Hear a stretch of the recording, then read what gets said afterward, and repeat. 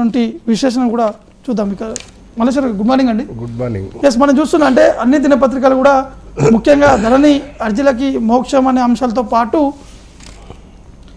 ఇటు బీఆర్ఎస్ చలో మేడిగడ్డ, కాంగ్రెస్ పార్టీ చలో పాలమూరు రంగారెడ్డి ప్రాజెక్టులు వివాదం తెలంగాణలో ఇప్పుడు రీసెంట్గా కాంగ్రెస్ పార్టీ అధికారంలోకి వచ్చిన తర్వాత ప్రాజెక్టుల పైన ఎక్కువగా ఫోకస్ పెట్టారు. మొన్న రీసెంట్గా చూసాం మనం కాళేశ్వరానికి, మేడిగడ్డకి అక్కడ ఉన్నటువంటి ముఖ్యమంత్రితో పాటు ఎమ్మెల్యేలందరినీ కూడా తీసుకెళ్ళి అక్కడ ఉన్నటువంటి పరిస్థితులు కూడా వివరించి చెప్పడం జరిగింది. కానీ ఈరోజు బీఆర్ఎస్ పార్టీ నేతలు కూడా వెళ్ళి నిజానిజాలు ప్రజల ముందు పెడతాము, అక్కడ ఏం జరిగిందనే విషయాలు కూడా తెలుపుతామని చెప్పేసి కూడా బీఆర్ఎస్ నేతలు చెప్పడం జరుగుతుంది. ఏం చెప్తారండి ఈ ముఖ్యంగా ఈ ప్రాజెక్టు సంబంధించినటువంటి వివాదంపై? ఈరోజు మరి కాళేశ్వరం ప్రాజెక్ట్ ఏదైతే ఉన్నదో ఈరోజు కాంగ్రెస్కు గెలుపుకు ఒక బీజం వేసిందని చెప్పవచ్చు. ఎందుకంటే నాడు అక్టోబర్ 21వ తారీఖు నీకు ఫిల్లర్స్ కుంగిపోయినాయి అనే వార్తను బయటకు వచ్చిన తర్వాత బీఆర్ఎస్ ప్రభుత్వము స్పందించాల్సినటువంటి స్థాయిలో స్పందించలేదు. దాని మూల్యంగానే ఈరోజు ప్రభుత్వాన్ని కోల్పోవాల్సినటువంటి పరిస్థితి వచ్చింది. నిజంగానే 21కి జరిగితే కేసీఆర్ గారు మరి ముఖ్యమంత్రిగా స్పందించి దాన్ని అక్కడ పోయి ఏమైనా మరమ్మతులకు కానీ లేకపోతే ఇంకా అక్కడ జరిగినటువంటి వ్యవహారాలకు కొంత చొరవ చూపెట్టితే పబ్లిక్లో ఇంత నెగిటివ్ టాక్ వచ్చేది కాదు. ఆ పరిస్థితిలో ఏంటంటే ఆ ప్రయత్నం చేయకుండా ఏంటంటే మీడియా తోటి కూడా ఎవరిని మాట్లాడనీయక వివిధ అనుమతి కూడా ఇవ్వలేదు. తర్వాత ప్రతిపక్ష ఈవెన్ రాహుల్ గాంధీ, రేవంత్ రెడ్డి పోతే కూడా అనుమతి ఇవ్వక వాళ్ళను చేసినటువంటి తతంగము కొంత నాడు బీఆర్ఎస్ ప్రభుత్వాన్ని ఇరకాటంలో పెట్టినటువంటి అంశం. ఈరోజు కేసీఆర్ గారు ఓడిపోవడానికి బలమైన కారణాలలో 4-5 కారణాలలో కాళేశ్వరం ప్రధానమైనటువంటి కారణంగా మనం భావించవచ్చు. అక్కడ జరిగినటువంటి తీరు దాదాపుగా మరి ఈరోజు కేటీఆర్ గారు మేడిగడ్డ అని చెప్తా ఉన్నాడు. ఈరోజు కాదు చెప్పాల్సింది, నిజంగానే ప్రభుత్వంలో ఉన్నప్పుడు స్పందిస్తే మీకు ఈరోజు బీఆర్ఎస్ ప్రభుత్వం కోల్పోయే పరిస్థితి ఉండేది కాదు. ఇక్కడ ప్రధానంగా మనం అంతా కూడా చూసినాం. ఎందుకంటే కాళేశ్వరము అంతకుముందు కాళేశ్వరంలో అవినీతి జరిగింది, అక్రమాలు జరిగినాయి అని చెప్పిన విధంగానే విపక్షాలు చేసిన ఆరోపణలు. ఎందుకంటే నీకు తుమ్మిడిహట్టి దగ్గర నిర్మించకుండా మేడిగడ్డ అనవసరంగా చేస్తున్నారు, తర్వాత రీడిజైన్ పేరుతోటి లక్షల రూపాయలు వృధా చేస్తున్నారని విపక్షాలు చేస్తే కాంగ్రెస్ సైంధవపాత్ర వహిస్తూ ఉన్నది. నీళ్ళ విషయంలో ఈ రకంగా కొంత వాళ్ళకు రైతుల మీద ప్రేమ లేదు అని చెప్పినటువంటి సందర్భాన్ని మనం దృష్టిలో పెట్టుకొని చూస్తే మరి దాదాపుగా మేడిగడ్డ మంచి బృహత్తమైనటువంటి ప్రాజెక్ట్. దాదాపుగా 88 మీటర్ల నుంచి 600 మీటర్ల వరకు ఈరోజు నీళ్లు మరి ఎత్తిపోసి మనకు ఈరోజు తెలంగాణ సస్యశ్యామలం చేయాలనే ఒక ఆలోచన చాలా మన ప్రపంచ దేశాలు కూడా హర్షించినాయి. కానీ ఇక్కడ ఈ జరిగినటువంటి ఈ ఫిల్లర్స్ అంటే దాదాపుగా 84 ఫిల్లర్లలో 3 ఫిల్లర్స్ కుంగడం వల్ల అక్కడ వచ్చినటువంటి దాది జీవితంలో కోలుకోలేని, అంటే ఒక పార్టీ ఒకటే కాదు, ఇప్పుడు ఇలా పేరు ప్రతిష్టలు తీసుకొచ్చినటువంటి కాళేశ్వరం అదే పేరు ప్రతిష్టలను ఈరోజు నాశనం చేసింది అనేది కాళేశ్వరం చెప్పవచ్చు. అయితే ఇక్కడ జరిగినటువంటి సిచ్యువేషను ఒకవైపు అయితే ఈ రాజకీయంగా లబ్ధి చేకూర్చింది కాళేశ్వరం అనే ఆలోచనతోటి ఈరోజు కాంగ్రెస్ కూడా కాంగ్రెస్ ప్రభుత్వం ఈరోజు వచ్చిన కాంగ్రెస్ ప్రభుత్వం కూడా అదే దిశగా కాళేశ్వరం నీళ్లు, నియామకాలు, నిధులు అనే దాని మీదనే ఫోకస్ చేసి కొంత ముందుకు తీసుకువస్తారు. అదే నీళ్ళలోకి ఎక్కువ చేస్తారు. మొన్న జరిగినట్టు కేఆర్ఎంబి విషయంలో కావచ్చు. అంటే మనం చూసాం, అంటే తెలంగాణ ఉద్యమంలో నీళ్లు, నిధులు, నియామకాలు అనే ట్యాగ్లైన్ తోటి ఉద్యమం చేశారు, రాష్ట్రాన్ని సాధించుకున్నారు. మళ్ళీ ఇప్పుడు కాంగ్రెస్ పార్టీ అధికారంకి వచ్చిన తర్వాత మళ్ళీ నీటి ఉద్యమంని ఇప్పుడు సమస్య ఏంటంటే మనం ఏ ట్యాగ్ లైన్ తోటి అయితే పోరాటం చేసినాము 60 ఏళ్ళగా మనకు నోచుకున్నటువంటి దాని కొరకు పోరాటం చేసి సాధించినటువంటి దాంట్లో ఈ 10 ఏళ్లలో కూడా ఏమీ ఈ కాళేశ్వరం కుంగడం కావచ్చు, తర్వాత నీకు మేడిగడ్డ ప్రాజెక్టు డ్యామేజ్ కావచ్చు, తర్వాత ఈ రకరకాల దానివన్నీ కూడా ఏంటంటే మళ్ళీ తెలంగాణ పునర్నిర్మాణంలో మళ్ళా ఇదే ట్యాగ్ తోటి మళ్ళీ ఈరోజు కాంగ్రెస్ ప్రభుత్వం ముందుకు తీసుకుపోతా ఉన్నది. అయితే ఆనాడు చేసినటువంటి దానికి దీనికి చాలా భిన్నంగా అవపడుతూ ఉన్నది. ఎందుకంటే ఇక్కడ ప్రధానంగా నీళ్ళ సమస్య ఇప్పుడు మేడిగడ్డ ద్వారా ఇప్పుడు కాళేశ్వరం ద్వారా అసలు దాదాపు 37 లక్షల ఎకరాలకు మనకు పారాలనేది మనకు కండిషన్ ఉంది. అయితే డిపిఆర్లో 19 లక్షల ఎకరాలు అని నమోదు చేసినప్పటికీ కాంగ్రెస్ ఏం చెప్తా ఉంటుంది, లక్ష ఎకరాలు నీకు పారలేదు, దీనికి 1,00,000 కోట్లు పెట్టిరు కానీ 1,00,000 ఎకరాలు పారలేదు అని చెప్పినటువంటి సందర్భాన్ని కూడా మనం చూస్తూ ఉన్నాం. అయితే ఇక్కడ జరిగేదంతా కూడా ఏంటంటే ఇప్పుడు మేడిగడ్డ కుంగిపోయింది, నీళ్లు లేవు, ఇప్పుడు దాంతో పారలేదని కాంగ్రెస్ ఓవైపు చెప్తా ఉన్నది. కానీ ఇప్పుడు వచ్చే సమస్య ఏంటంటే ఈ ప్రకృతి విలయతాండం చేసి మనకు ప్రాజెక్టులు డ్యామేజ్ అయినటువంటి సందర్భం చాలా ఉన్నాయి. ఇప్పుడు సరే ఇది మరమ్మతులకు మనం మీద కాన్సన్ట్రేషన్ చేయకపోతే రేపు రైతులకు నీళ్ళు ఒక్కటే కాదు, తాగునీరు కూడా విషయంలో కూడా మనం కటకటాలు ఎదుర్కోవాల్సినటువంటి పరిస్థితి వస్తుందనేది ఇక్కడ మరి చాలామంది విశ్లేషకులు చెప్తా ఉన్నారు. మరి ఆ పద్ధతిలో మనం ముందు కనుక పోకపోతే రేపు భారీ నష్టం. ఇప్పుడు ఈరోజు ఏమంటే మేడిగడ్డ చెలో మేడిగడ్డ అని కేటీఆర్ పెట్టిండు, ఇప్పుడు పాలమూరు అని వాళ్ళ కాంగ్రెస్ చెప్పిండు. అయితే దీనికంటే ముందు కూడా ఫిబ్రవరి 13వ తారీఖు ఇదే అధికార పార్టీ మేడిగడ్డకు పోయింది, మరి సీఎం గారు వీళ్ళంతా. మరి ఇక్కడ సేమ్ దానికి ప్యారలల్గా ఏంటంటే పోటాపోటీగా ప్రాజెక్టుల సందర్శనకి వెళ్తున్నారు. గతం కాంగ్రెస్ పార్టీ నేతలు వెళ్ళారు, ఇప్పుడు బీఆర్ఎస్ పార్టీ నేతలు. అంటే నిజాలు అక్కడ జరిగిన పరిస్థితులు ఏం చెప్తారు? ఇప్పుడు నిజాలు ఇప్పుడు డ్యామేజ్ అయిందైతే క్లియర్గా కళ్ళకు కట్టినట్టు అవపడుతుంది. దాన్ని ఎట్లా పునరుద్ధరణ చేయాలి, ఇక్కడ తెలంగాణ రైతాంగానికి ఏ విధంగా మనము ఆదుకోవాలనే ప్రయత్నము రెండు ఇటు ప్రతిపక్షానికి కానీ అధికార పక్షానికి కానీ నీకు బాధ్యత ఉంది. అయితే ఇక్కడ ఏంటంటే ఈ పొలిటికల్ స్టంట్లో భాగంగా రాజకీయాలు ఆ నీళ్లను, ఈ రైతులను నీళ్లను రెండు పార్టీలు రాజకీయాలు చేస్తున్నట్టు అవపడతా ఉన్నది. ఎందుకంటే గతంలో కూడా చాలా ప్రాజెక్టులు మనకు కొంత డ్యామేజ్ అయినటువంటి వాటిని చూసినాము, మరమ్మతు చేసినటువంటి సందర్భం చూసినాము. ఇవన్నీ కూడా ఏంటంటే ఆ ప్రయత్నం జరగాలి. అయితే ఇప్పుడు మీరు అనేది ఏంటంటే ఈ పార్టీల లబ్ధి కోసం రైతులతోటి ఆడుకుంటున్నారు. ఇప్పుడు ఆడ క్లియర్గా నీకు అవపడతా ఉన్నది కదా. ఇప్పుడు ఈ 2 నెలల నుంచి జరిగినటువంటి ఇప్పుడు ఈ 80 రోజుల నుంచి జరిగినటువంటి పరిస్థితి ఒక లొల్లి అయితే ఇప్పుడు ఇంకా కొత్త లొల్లి వచ్చింది. ఏంటంటే ఎవరు నదుల అనుసంధానం టాస్క్ ఫోర్స్ చైర్మన్ ఎవరు వేద శ్రీరామ్ గారు నిన్న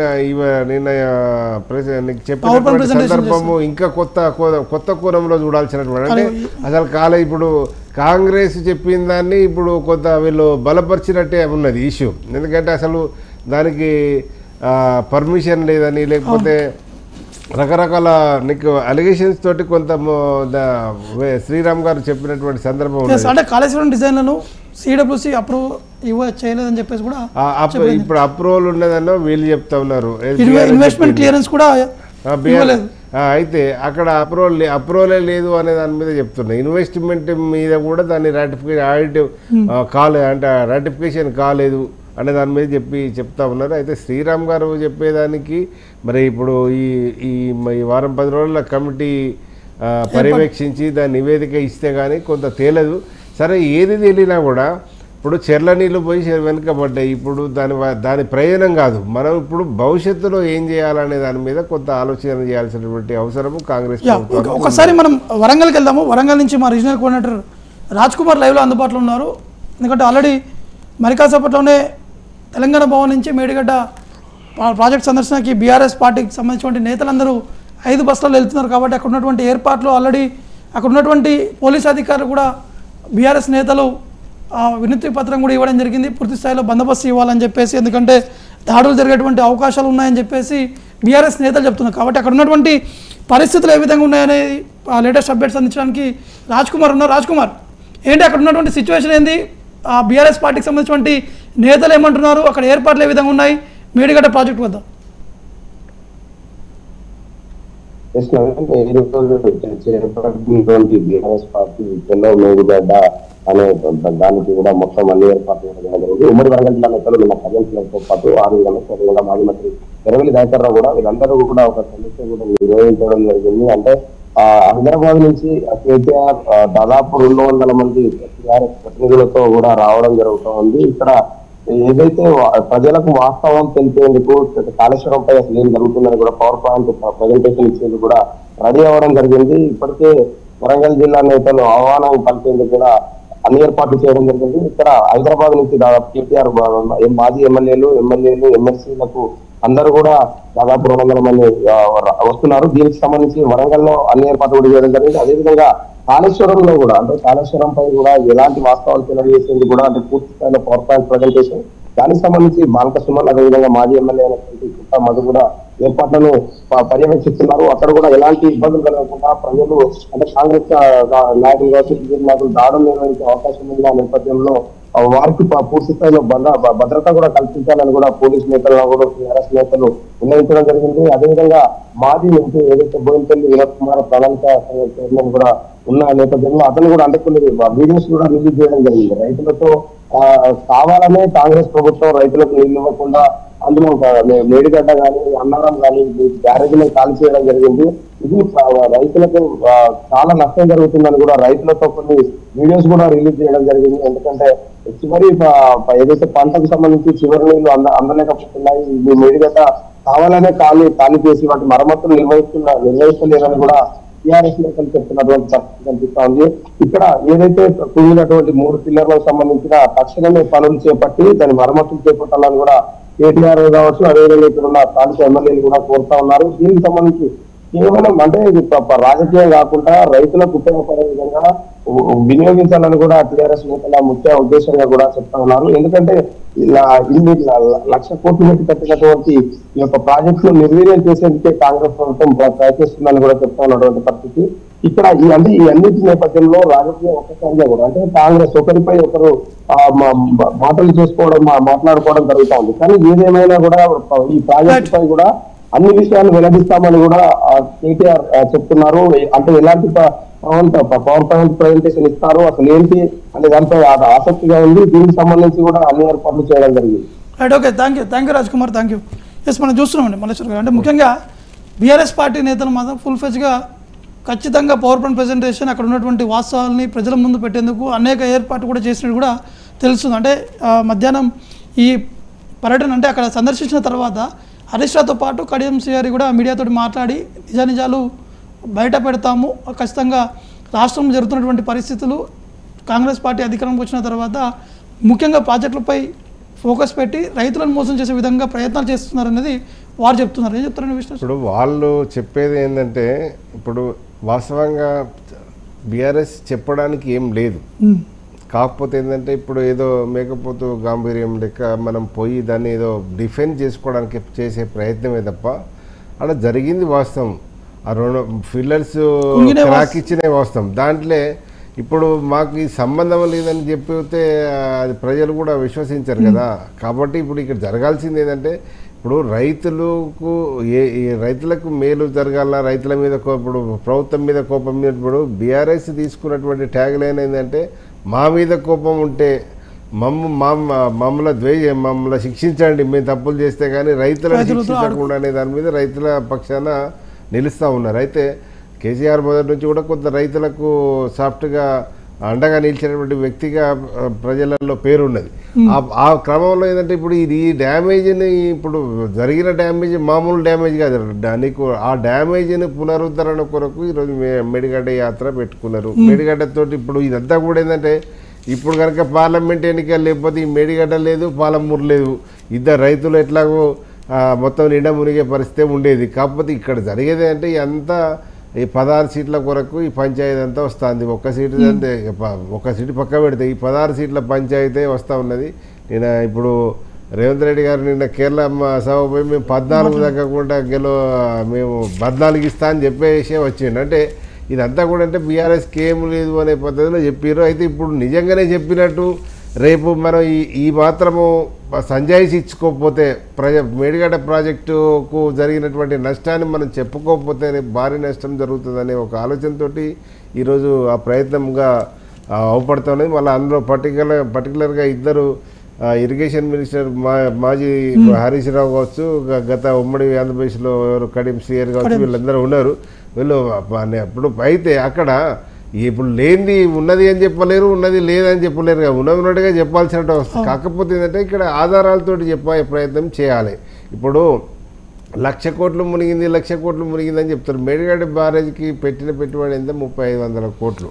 ఆ 3,500 కోట్ల ఒక బ్యారేజ్ ఇక్కడికి వస్తాయి. ఇప్పుడు సమస్య ఏంటంటే అందులో 84 ఫిల్లర్లు ఉంటే 3 ఫిల్లర్లు విన్నా అయితే దాన్ని ఒక్కొక్కసారి ఏమవుతుంది అని అంటే ఇప్పుడు ఇదో చెదలు లాగా ఉంటుంది. ఇప్పుడు చెదలు ఒక్క కాడనే పడితే తీసేసినట్టు ఉంటుంది కదా. ప్రాజెక్ట్ అంతా లింక్ ఉంటుంది కనుక దాన్ని 3 ఫిల్లర్లు తీయాలన్నా మొత్తం దాన్ని పక్కకు పెట్టాలనే దాని మీద కొంత నిపుణులతోటి నీకు ఇంజనీర్లతోటి నీకు అడ్వైస్ తీసుకొని చేయాల్సినటువంటి పరిస్థితి ఉన్నది.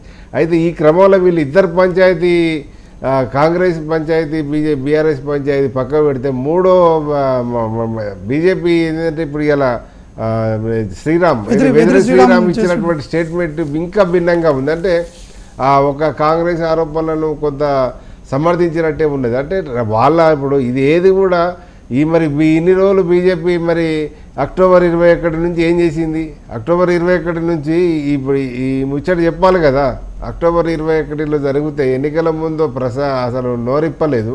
ఇప్పుడు ఇవన్నీ ఏంటంటే రాజకీయ కోణంలో వాళ్ళ లబ్ధి కొరకు ఆయా పార్టీల లబ్ధి కొరకు మొత్తానికి ప్రయత్నం చేస్తున్నారు. కానీ ఏది ఎవరు చేసినా కూడా రైతులను ముంచే కార్యక్రమం అయితే ఇక్కడ ఖచ్చితంగా. అంటే నిన్న వెదర్ శ్రీరామ్ చెప్పినటువంటి కన్వర్సేషన్ పవర్ పాయింట్ ప్రెజెంటేషన్లో 167 ఐ థింక్ అంటే 165 టీఎంసీలు ఉన్నప్పటికీ కూడా 67 టీఎంసీలు మాత్రమే ఉందని చెప్పేసి ఆనాటి ప్రభుత్వం చెప్పింది. కానీ కాళేశ్వరం సంబంధించిన డిజైన్ విషయం కూడా వీరు స్పష్టంగా చెప్పడం జరిగింది. అంటే డిజైన్లో కూడా ఎటువంటి అనుమతి లేకుండానే చేశారని. అయితే తుమ్మిడిహట్టి దగ్గర 167 టీఎంసీలకు నిల్వ ఉండేటువంటి ప్రాంతం అని చెప్పింది వాస్తవమే. దాంట్లో ఎక్కడ డిస్ప్యూట్ లేదు. కానీ మహారాష్ట్ర ప్రభుత్వము గోదావరి మీద అడ్డంగా బాబ్లీ లాంటి ప్రాజెక్టులు నిర్మించడం వల్ల ఏంటంటే దానికి నీటి నిల్వ తగ్గి అది 60 టీఎంసీలకే చేరింది.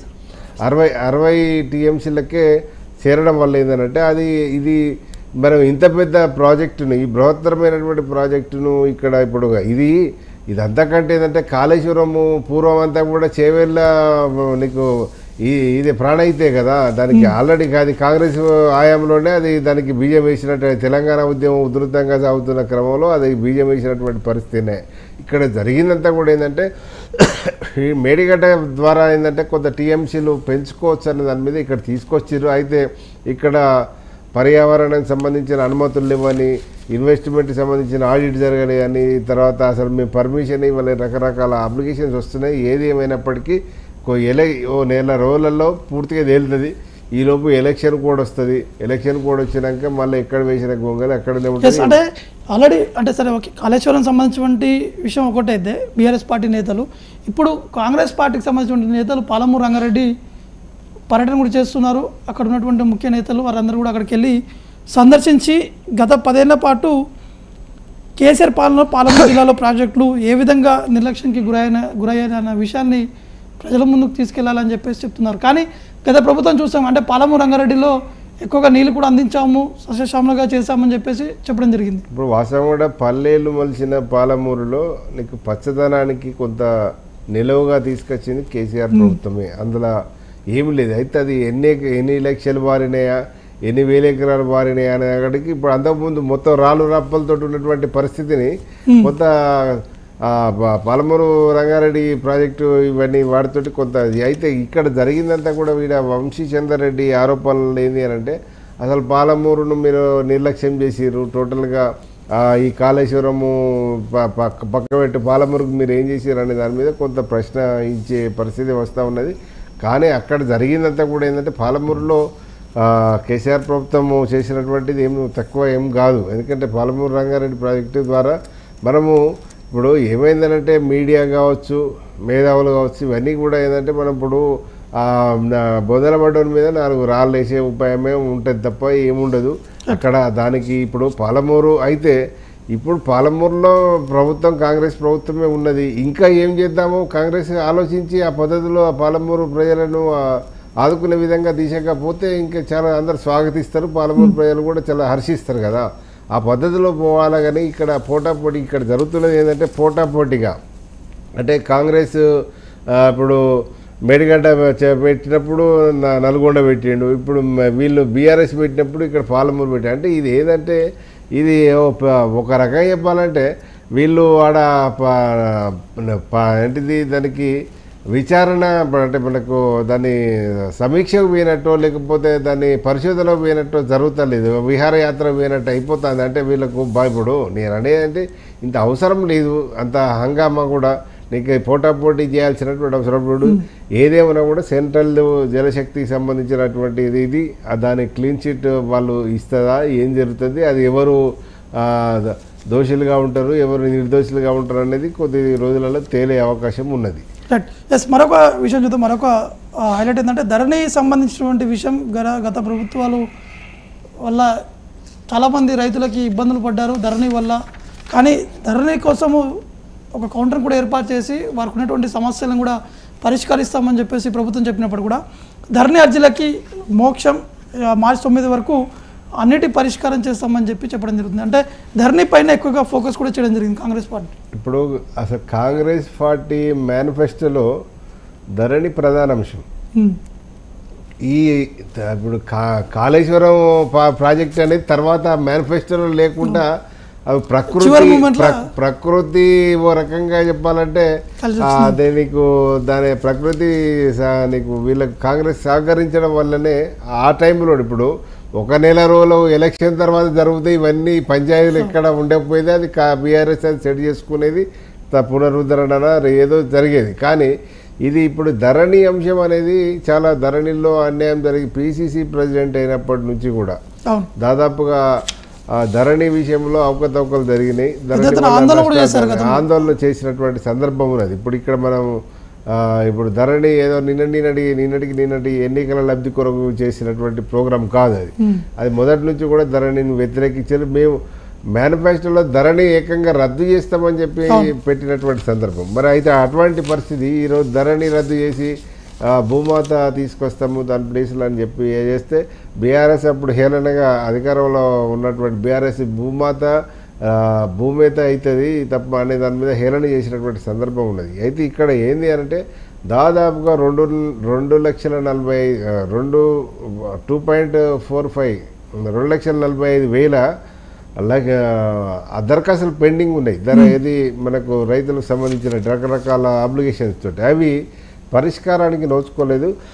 మరి ఈరోజు స్పెషల్ డ్రైవ్ పెట్టి మార్చి 1 నుంచి 9 వరకు దీన్ని మొత్తము డిస్పోజ్ చేయాలనే దాని మీద ఒక నిర్ణయానికి అయితే వచ్చారు. అది మరి అందులో కూడా ఏమైనా ప్రాబ్లం ఉంటే మన లీగల్ అబ్జెక్షన్స్ ఏమైనా వస్తాయా అయిందని చూడాలి. అయితే దాంట్లో ఒక్కొక్క మండలానికి ఒక 23 మందితోటి ఒక టీము కూడా ఏర్పాటు చేసినటువంటి సందర్భం. అంటే కలెక్టరు ఆర్డీఓ మనకు ఎంఆర్ఓ ఇవన్నీ కూడా చేసినటువంటి సందర్భము అవపడతా ఉన్నది. ఏదేమైనప్పటికీ కూడా ఈ ధరణి ఇప్పుడు ధరణి యాప్ నీకు ఏదైతే ఉందో ధరణిని తీసేస్తారని అనిపిస్తలేదు. ఇటువంటి లోటుపాట్లు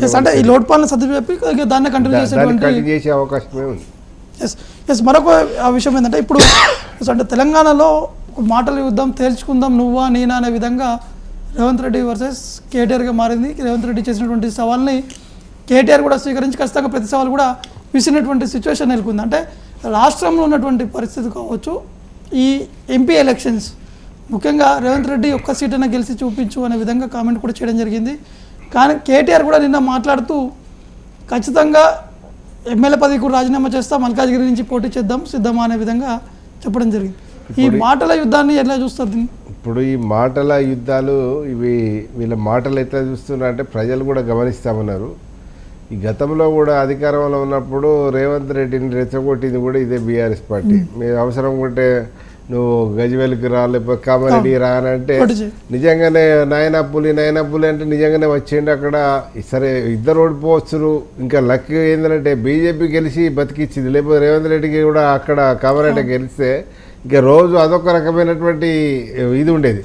ఇక్కడ నేను ఏం చెప్తున్నానంటే నీకు మొగోడు అయితే గెలుము అని అంటే ఇప్పుడు రేవంత్ రెడ్డి కూడా అలాంటి భాష ఒక ప్రధాని. ఇప్పుడు రేవంత్ రెడ్డి ఒక చీఫ్ మినిస్టర్గా ఉన్నాడు, ఒక ప్రతిపక్ష నేతగానో విపక్ష నేతగానో మాట్లాడితే ఏదైనా చెల్లుతుంది. కానీ ఇది ప్రజలు గమనిస్తూ ఉంటారు. ఈ భాష ఇప్పుడు ఈ భాష కొరకే కదా, ఈ భాష సరిగా లేదు, ఎవరు విపక్షాలను గౌరవిస్తలేరు, అహంకారపూరితంగా వ్యవహరిస్తున్నారు అనే దాని మీదనే బీఆర్ఎస్ ప్రభుత్వాన్ని ప్రజలు పక్కకు పెట్టారు. మరి ఈ భాష కూడా ఏదంటే ఇప్పుడు అది ఏమైందనంటే దానికి కడియం శ్రీయర్ కౌంటర్ ఇచ్చిండు, నువ్వు మొగను అయితే 17 గెలు. మరి ఇప్పుడు అంటే అది అసలు ఈ మాట్లాడితే మహారవత అవుతుంది. సమస్య ఏంటంటే ప్రజలు ఇప్పుడు మనకు ఈసడించుకునే పరిస్థితి వస్తుంది. ఇప్పుడు వీళ్ళ నుంచి మంచి ఒక సువర్ణ అక్షరాలు, ఒక ముత్యాలు లాంటి మాటలు వినాలి మనం. కానీ అయితే ఆ పరిస్థితి ఇప్పుడు అంటే వాళ్ళకు ఒక మైల్ ఇప్పుడు కేటీఆర్ను అన్నాడు, కేటీఆర్ నిన్న ప్రెస్ మీట్ పెట్టి నువ్వు రిజైన్ చేసినట్టు ఎవరైనా సీఎంగా రిజైన్ చేసి వస్తాడా అనేది ఏంటంటే ఇది ఇప్పుడు ఏదో మనం పొలిటికల్ మైలేజ్ కొరకు కేటీఆర్ మాట్లాడినట్టే అనిపించింది తప్ప అక్కడ ఎవరు ఇప్పుడు కేటీఆర్ ఇప్పుడు ముఖ్యమంత్రిగా ఆయన వస్తాడా, బట్ ఎమ్మెల్యే వార్డు మెంబర్ వదులుకునే పరిస్థితి లేదు ఈరోజు రాజకీయ నాయకులు. అటువంటిది ఆ పరిస్థితి ఉండదు. ఇదంతా ఏంటంటే పొలిటికల్ మైలేజ్కే చేస్తూ ఉన్నారు తప్ప ఏం లేదు. ఏది ఏమైనప్పటికీ కూడా మళ్ళీ ఏప్రిల్ మేలో లోక్సభ ఎన్నికలు ఉన్నాయి. ఆ లోక్సభ ఎన్నికల వరకు ఈరోజు ఈ వార్ నడుస్తూనే ఉంటుంది. ఈ వారుకు ప్రజలే న్యాయ నిర్ణేతలు. ఇప్పుడు ఈ దాదాపుగా ఆల్రెడీ మన అసెంబ్లీ ఎన్నికలు చూసాం, అంటే ప్రజలు ఆలోచించారు, మార్పు అనేది రావాలి, మార్పు తీసుకొచ్చారు. కానీ కాంగ్రెస్ పార్టీకి ఒక అవకాశం ఇచ్చారు, కానీ దాన్ని యూటిలైజ్ చేసుకుంటుందంటారా?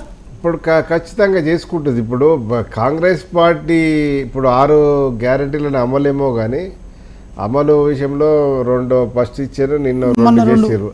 దాంట్లో కూడా కొంత నెగిటివిటీ కూడా ఉన్నది. ఎందుకంటే మొత్తం 100 ఎక్కడ కూడా 100% న్యాయం జరగదు. దాంట్లో ఏమి అంటే రేషన్ కార్డులు ఉన్నాయి, లెక్క వేరున్నది, ఆ లబ్ధిదారుల లెక్క వేరున్నది. కాబట్టి అది కొంత అసంతృప్తి కూడా ఉంటుంది. అంటే ఎక్కడ కూడా 100% లబ్ధి జరుగుతుందని. ఇప్పుడు ఇంటికి ఇప్పుడు కేసీఆర్ పరిపాలనలో ఈ ఒక ఇల్లు కూడా లబ్ధి లేని ఇల్లు లేదు. మరి అటువంటిప్పుడు ప్రభుత్వాన్ని మారవాలి కదా. అనేది ఇవన్నీ ఏంటంటే ప్రజలకు ఎప్పుడు చిరాకు వచ్చిన, ప్రజలకు ఎప్పుడు విసుగు దుబ్బిన అంటే ప్రజలు గమనిస్తుంటారు. మళ్ళీ తెలంగాణ ప్రజలు దట్టు చైతన్యవంతమైన ప్రజలు ఏదో గొర్రెల్లాగా ఇరకబడి ఏది పడితే చెప్తే ఇప్పుడు చెప్తే వింటారు, కానీ చేసేది చేస్తారు. కానీ ఇది తెలంగాణ నైజం అది. కానీ ఆ పద్ధతిలోనే ఉన్నది. ఇప్పుడు 6 గ్యారెంటీల విషయంలో కూడా ఇంకా దాదాపుగా 13 అంశాలు అలా ముడిపడి ఉన్నాయి. 4 అంశాలు మాత్రమే బయటకు వచ్చినాయి. ఆ 4 సరే ఇప్పుడు బస్సు సమయం కూడా దగ్గర ఉంది. అంటే ఇప్పుడు మహిళలకు బస్సు ఇచ్చారు. బస్సు ఇస్తే దాంట్లో కూడా ఎంత కొంత లోపభీష్టమైనటువంటి ఇది ఉన్నది అని అంటే బస్సులో ₹1,00,000 2,00,000 జీతం తీసుకున్న మహిళలు ప్రయాణం చేస్తున్నారు. అప్పుడు వాళ్ళనన్నా కట్టడి చేయాలి కదా. ఇప్పుడు పేద ప్రజలకు సంక్షేమం విధి విధానాల్లో కొంత కాంగ్రెస్ పార్టీ ప్రభుత్వం కొంత ఫెయిల్ అయితే ఏంటంటే మహిళలు అనే గౌరవం మీద అందరికి ఇచ్చడం అనేది దాని మీద, కానీ దానివల్ల పేద మహిళలకు కూడా నీకు అన్యాయం జరగద్దు కదా. ఇప్పుడు నేను అనేది సంక్షేమము అన్నప్పుడు పేదల సంక్షేమం కొరకే ప్రభుత్వం నడవాలన్నప్పుడు ఇప్పుడు తెల్ల రేషన్ కార్డు ఎందుకు పెట్టినాం? పేదల కొరకనే, వాళ్ళకే ఉన్నాయి, వాళ్ళకే. ఇప్పుడు అట్లనే ఆడ కూడా రేపు బస్సు జర్నీలో కూడా తెల్ల రేషన్ కార్డు చూపెట్టిన వాళ్ళకే జర్నీ చేసే పరిస్థితి కనుక వచ్చేది ఉంటే సార్ నీకు దాదాపుగా ఇప్పుడు నేను ఎంప్లాయీ కనుక చెప్తున్నా, మా దగ్గరికి వెళ్ళి నేను వరంగల్ నుంచి సిద్దిపేటకు రెగ్యులర్గా కార్లో పోయినటువంటి ఉద్యోగినీలు ఈ బస్సు ఫ్రీ అయినాక ఏంటంటే కారు బంద్ చేసారు, బస్సులు ఎక్కిపోతా ఉన్నారు. నేను అంటే ఇప్పుడు వాళ్ళు 1,00,000, 2,00,000, 3,00,000 జీతాలు తీసుకున్న వాళ్ళు కూడా ఈ ఫ్రీ రాయితీ అనే వారికి ఏంటంటే ఎవరు దాన్ని మాకెందుకు అని చెప్పేటోళ్ళు అసలు ఒక 1% కూడా ఉండరు. కాబట్టి అంటే అది ప్రభుత్వమే. అయితే ఇప్పుడు మనకు ఈ ఆర్థిక భారం పడకుండా ప్రభుత్వము ముందుకు పోవాలనేటప్పుడు ఇటువంటి నిర్ణయాలు తీసుకొని ఆర్టీసీని కూడా బతికించుకోవాల్సినటువంటి అవసరము ప్రభుత్వం పైన ఉన్నది. ఆ పద్ధతిలో పోవాల్సిన అయితే ఇక్కడ ప్రధానంగా టార్గెట్ అంతా కూడా ఈ 6 గ్యారెంటీలు అమలు చేసినా చేయకపోయినా ఎన్నికలు వస్తాయి, ఎన్నికల్లో లబ్ధి మన పొందే పార్టీలు పొందుతాయి. కానీ ఇక్కడ రేవంత్ రెడ్డి గారు చేస్తున్నది అంటే ఈ మధ్యకాలంలో ఈ అక్రమాల పైన ఫోకస్ ఎక్కువ చేసిండు, అవినీతి పైన. ఇప్పుడు బాలకృష్ణ హెచ్ఎండిఏ బాలకృష్ణ పరిస్థితి 500 కోట్లు అంటే అది మనకు ఏది తెర మీదకి వచ్చినాయి, ఇంకా బ్యాక్డోర్లా ఇంకా రాణి కూడా ఉంటాయి. అనేది అంటే ఇవన్నీ అక్రమాల మీద ఫోకస్ చేసి నేను ఓఆర్ఆర్ మీద కూడా విచారణ కమిటీ వేసాను. నీకు ఇవన్నీ ఏంటంటే ఈ ప్రజలలో కొంత అరే గింత కేసీఆర్ పాలనలో గింత అవినీతి జరిగిందా, గింత అక్రమాలు జరిగినాయి అనే పద్ధతి ఈరోజు టాక్ నడుస్తున్నది. మౌత్ టు మౌత్ టాకే ఈరోజు కాంగ్రెస్ని గెలిపించింది.